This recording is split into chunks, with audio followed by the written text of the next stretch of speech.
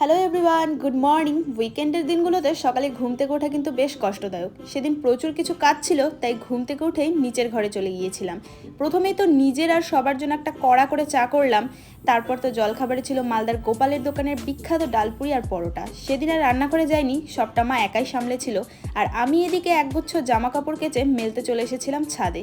Middle ফেব্রুয়ারিতেও দেখো ঠান্ডা নেই বললেই চলে। এবারে জাকিয়ে শীতটা কিন্তু আর পড়লই না। তারপর লাঞ্চ করে রেডি হয়ে চললাম নতুন গয়না বানাতে দিতে।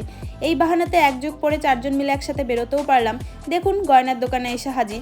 যারা চশমা পরে তাদের কাছে চশমাও কিন্তু একটা গয়নারই সমান।